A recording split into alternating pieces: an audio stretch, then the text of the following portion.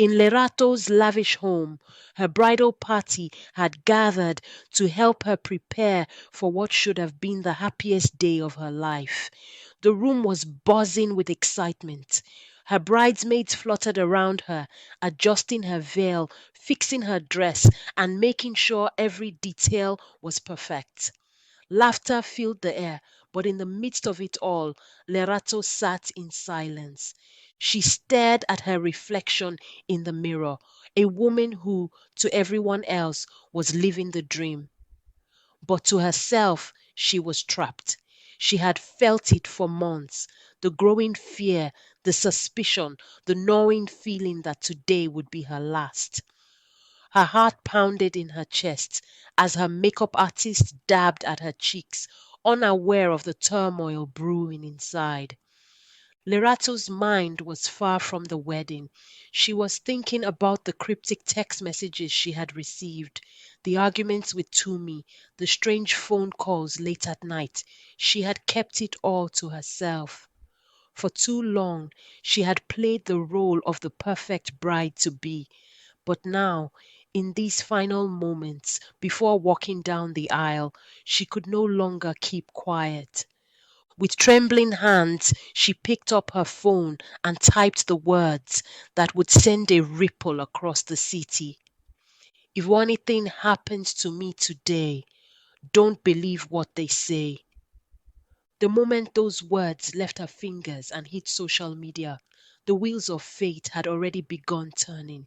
The truth was out there, though no one knew it yet. To the millions of followers who adored her, it was just another post. A strange one, sure, but maybe she was just nervous. Maybe it was just wedding jitters. Or maybe it was something much worse. As soon as Larato's cryptic message hit social media, her fans were quick to react. The comments poured in by the thousands. Some laughed it off, others were concerned, but no one truly understood what she meant. One of her fans, confused, asked, "What does she mean by this? If anything happens to me, is she joking? Maybe it's just her being nervous before the wedding." "Chill, guys," answered the second fan. But others weren't so sure. Some of her longtime followers noticed something different in her tone, something darker. They couldn't put their finger on it, but something wasn't right. Another fan, suspicious, said, "This doesn't feel like Lerato. She never posts stuff like this. Why today, of all days?" Despite the growing buzz online inside the bridal suite, no one seemed to notice. Lerato's bridesmaids, her family, and even the photographers continued their work, oblivious to the storm brewing outside. They were focused on making this the most beautiful day of her life. The makeup artist kept applying foundation. Her best friend kept arranging flowers. And Lerato, she sat there silent. As the guests began to fill the wedding venue, an air of celebration filled the space. It was an outdoor ceremony, the setting sun casting a warm, golden glow over the garden. The flowers, the decorations, the perfectly laid out seats. It was a picture perfect wedding. Tumi, Lerato's groom, stood at the altar looking the part of a perfect gentleman, handsome, successful, and charming. He seemed to be everything a woman could want.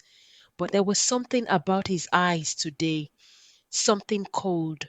A few guests noticed, but quickly dismissed it. After all, weddings made everyone emotional. As the music swelled, Lerato walked down the aisle, her father at her side. She was beautiful, radiant even, but behind her smile was a sadness that no one could see. Her hands trembled slightly, hidden beneath her bouquet. It was as if she knew, as if she could sense that this day, the day she had dreamed of for so long, would be her last. Her steps were slow, measured. Every second felt heavy. like the weight of the world was pressing down on her. When she reached the altar and looked into Tumi's eyes, there was no joy there, only fear. The priest began the ceremony. His voice echoed through the garden, though Lerato barely heard him. Her mind was racing, her heart pounding. Something was wrong. Something was very, very wrong. And then it happened. The moment that would change everything. Lerato suddenly collapsed. The guests erupted into chaos. People rushed forward trying to help.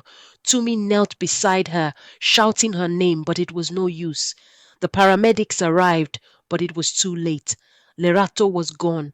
Within minutes, news of Lerato's sudden death spread like wildfire across social media. Her followers, shocked by her final post, immediately began to connect the dots. What did she mean by don't believe what they say? Who was they? And why did she die so suddenly on the very day she had warned everyone about? She knew something was going to happen. This is too much of a coincidence. A fan said, "There's more to this story. We need to dig deeper." Another suggested, what had started as a beautiful wedding had turned into a tragedy, and more than that, it had turned into a mystery. As the world mourned the loss of their beloved Lerato, whispers began to circulate. Was her death truly a medical condition, as the authorities claimed, or was there something more sinister at play? It didn't take long for the online detectives to take over. Social media was no longer just a place for pictures and likes. It had become a battleground for the truth. And so the investigation began. Amale, one of Leato's most loyal followers, couldn't let the mystery go. She had followed Leato's life for years, watched every post, liked every picture, and something about this didn't sit right with her. "There's more to this than we're being told. I know it," said Amale. She started to dig through Lerato's old posts, her messages, her pictures. The more she looked, the more she found small clues, small details that had seemed insignificant before, but now stood out like glaring red flags. Lerato had been dropping hints for months, hints that she was afraid, that something wasn't right in her relationship with Tumi. But nobody noticed. Amale spent hours, days even, piecing together the puzzle that was Lerato's life. To the world, Lerato had been a beautiful bride with a perfect life. But the truth Amale was discovering was much darker than anyone had realized. She came across posts where Lerato seemed happy, pictures of her and Tumi, their smiles radiant.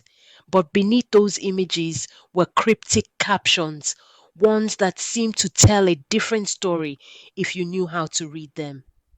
One post in particular stood out, a picture of Lerato staring out over the city skyline with the caption, "Sometimes silence speaks louder than words."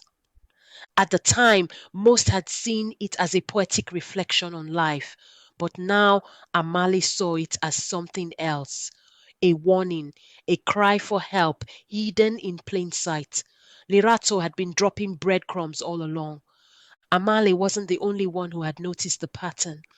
Others, dedicated followers, amateur detectives, and conspiracy theorists began to dig deeper too. They started looking into Tumi, the man Lerato had been said to marry. On the surface, he seemed perfect, a successful businessman, charming and well liked by his peers. But as more details came to light, Tumi's polished exterior began to crack. While the public mourned Lerato's death, Tumi seemed oddly distant.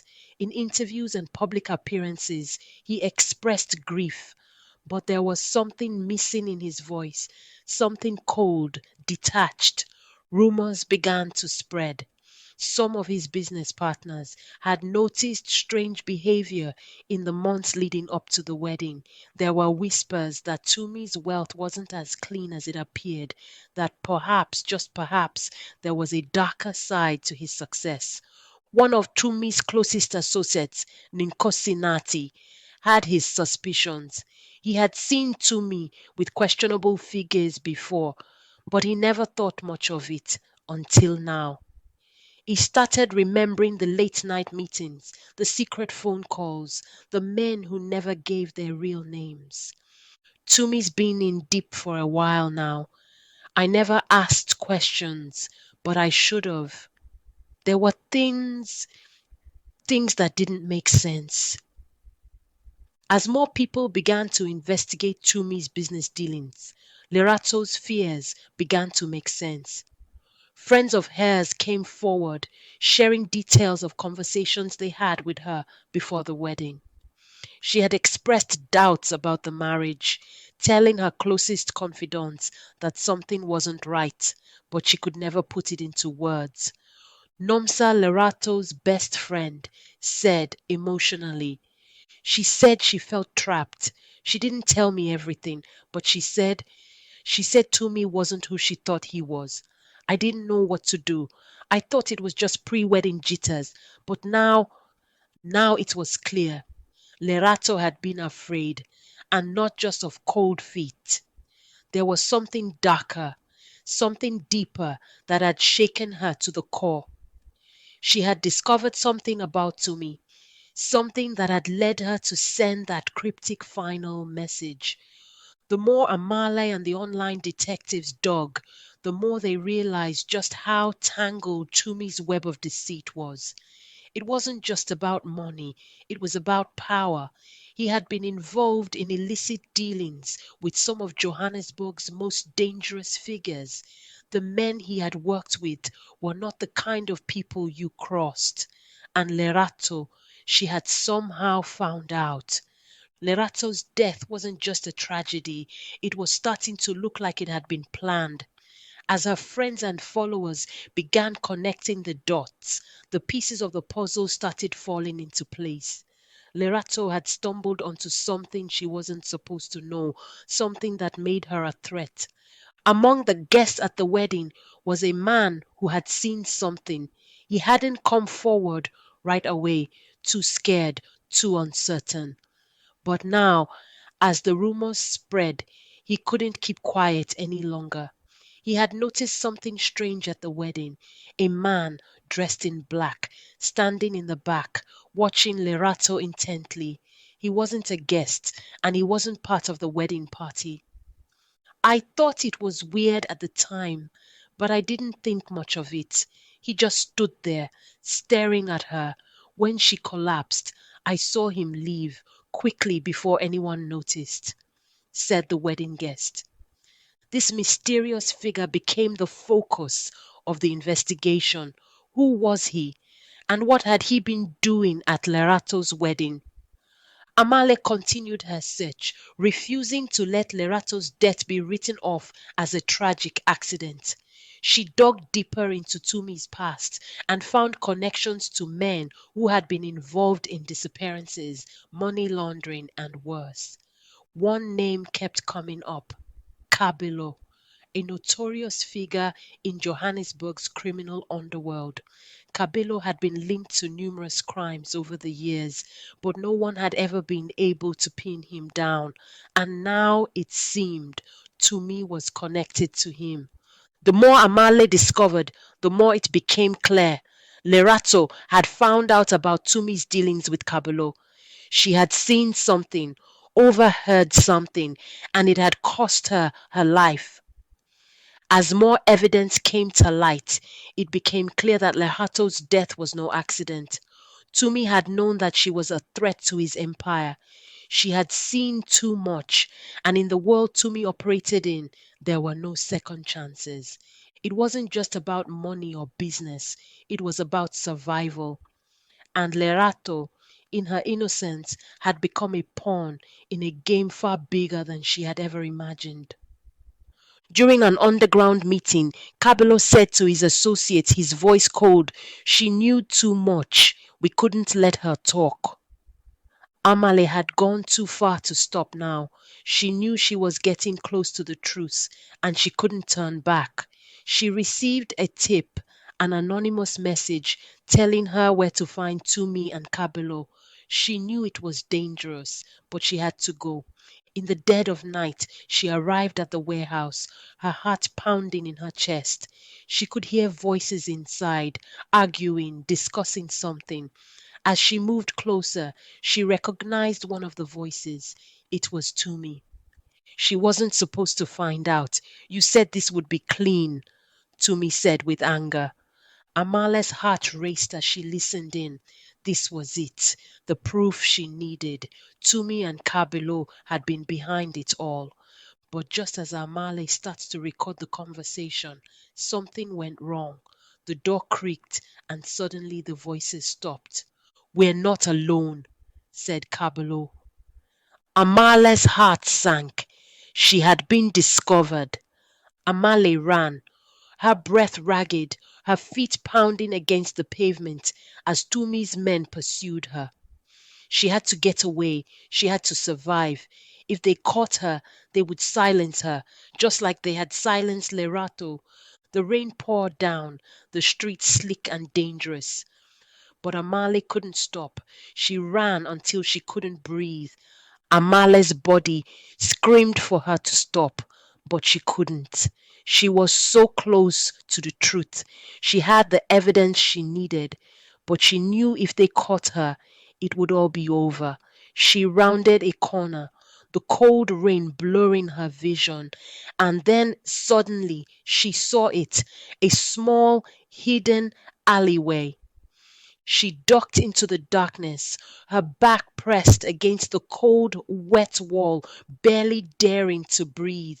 The sound of footsteps thundered past her, the men unaware of her hiding place. Her heart slowed, relief flooding her body. She had escaped for now. Amali knew she had to act fast. She couldn't stop now. With trembling hands, she pulled out her phone and uploaded the evidence she had recorded. Tumi's voice, Cabello's plans, all of it. It was out there now. The truth was no longer hidden.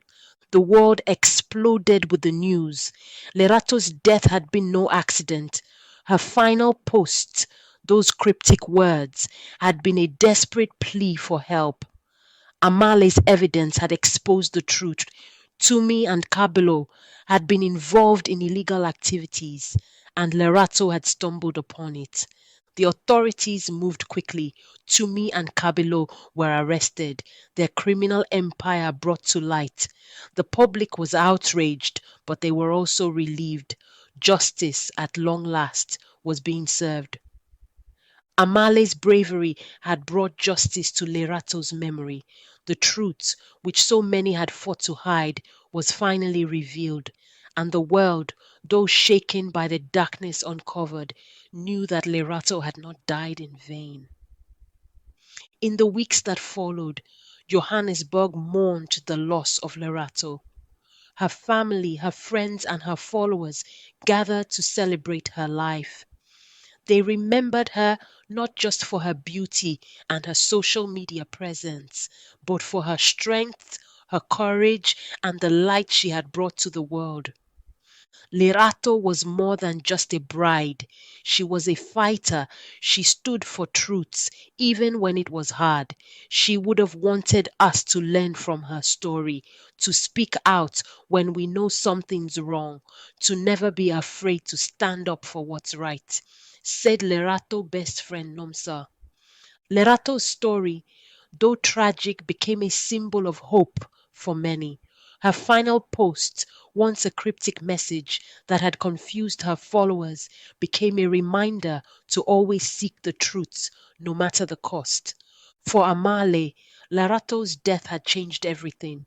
She had started as a fan, someone who admired Lerato from afar, but in the end, she had become the voice that carried Lerato's truth to the world. Her bravery had not only exposed Sumi and Kabelo's crimes, but it had also inspired others to speak up, to fight against the corruption that had plagued their city. As Amale looked out over the Johannesburg skyline, she smiled. She had done it.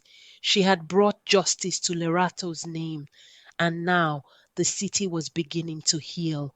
The darkness that had once hung over the wedding was fading, replaced by the bright light of truth. And so, Lerato's story comes to an end, but the lessons we learn from it will live on. The moral of this story is clear. No matter how dark things may seem, the truth will always find its way to the light. Lerato's final post wasn't just a message, it was a warning, a signal that we must never let fear silence us. When we see something wrong, we must have the courage to speak out, even when it's hard. Amale's bravery showed us that one person's determination can change the course of a story, and Lerato's life reminds us that even in the darkest moments, the truth can bring hope and healing. In the end, the power of truth triumphed over the lies, and Johannesburg was a safer, brighter place because of it. Amale had never expected her life to change in this way. She had been just another follower, just another voice in the crowd. But now she knew that she had the power to make a difference, and she wasn't alone.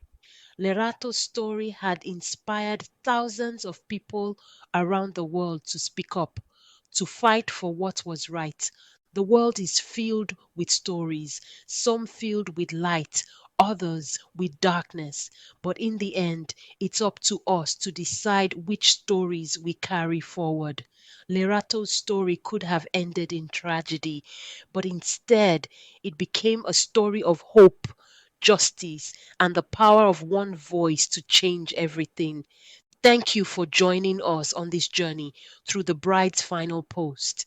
It's a story of love, loss, courage, and ultimately justice. We hope that Lerato's story has touched you and that it reminds you of the importance of speaking your truth, no matter the cost. If you enjoyed this story and would like to hear more tales that inspire, intrigue, and captivate, be sure to subscribe to our channel. And remember, the truth will always prevail, and even in the darkest moments, there is always hope. Until next time, stay brave, stay curious, and never stop seeking the light.